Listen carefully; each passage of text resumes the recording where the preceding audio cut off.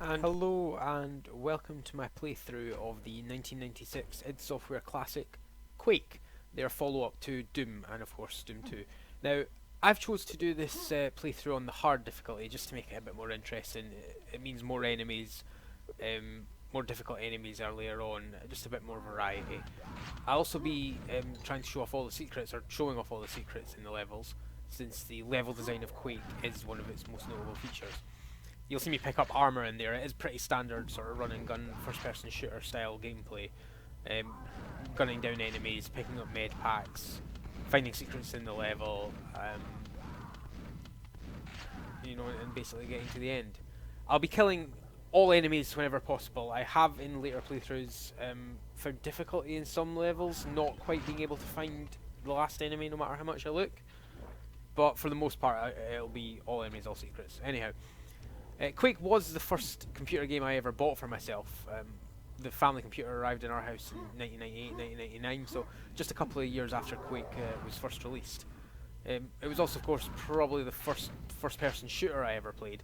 I'd seen games like Doom at the time, and possibly Duke Nukem 3D in magazines and so on, but having never, played computer games extensively, always at that stage sort of been limited to a PlayStation or a Mega Drive.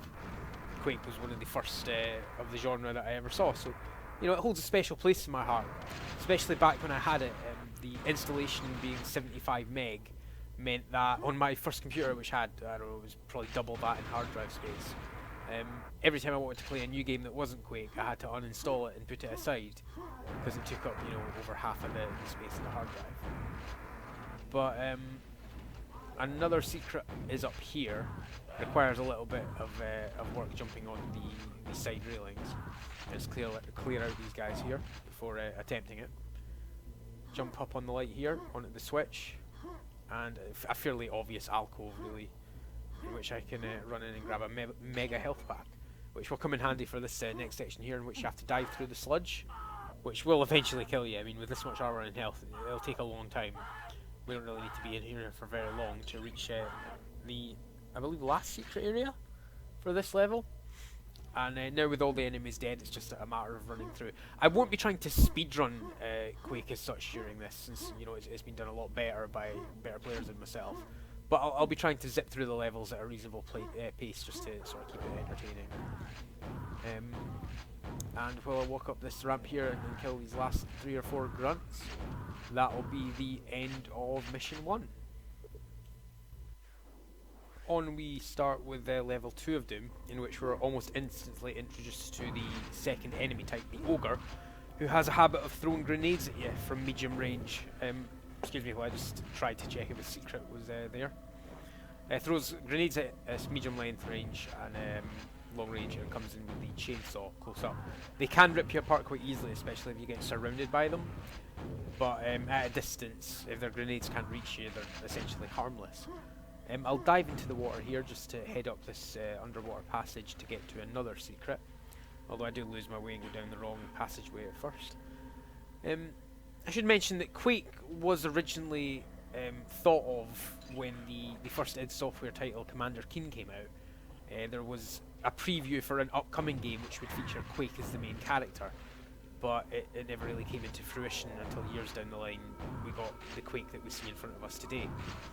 Of course, programmed by John Carmack, and levels designed by American McGee, Sandy Peterson and John Romero, much like the earlier incarnation Doom.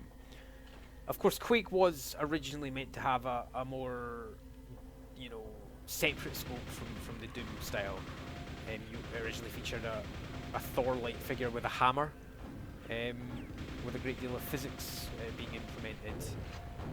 But as the project went on, I guess they got a bit more disillusioned with it and sort of switched to what they knew before, which, I mean, you could essentially call Quake Doom with a gothic skin, I suppose. It does get a lot of criticism from people because it is very brown in nature, but on the whole, it's got better designed levels than Doom. It was a more advanced engine. The Quake engine at the time allowed them to do things like have full 3D levels rather than 2.5D. Of course, the music was also famously created and produced by Trent Reznor of the band Nine Inch Nails. You can see this just in the corner there as I walk past these samurai. In the boxes of ammunition for the nail gun, they have the logo NIN for the band 9 Inch Nails on them. Anyway, I'll run up and push this button and grab this silver key here.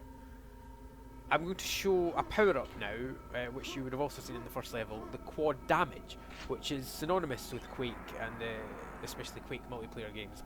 It's right in the name, it allows you to do 4 times the damage than you would normally do, which comes in especially useful in this small section of the second level, where you get surrounded by 2 of the demons, which are these large ape-like creatures. They can really rip you apart quickly, especially since they often come in groups of 2 or more, especially when your armor's low. But we're nearing the end of the level here, so once I've cleared out this last troop of 3, using the super shotgun, I will pick up some shells and run for the exit.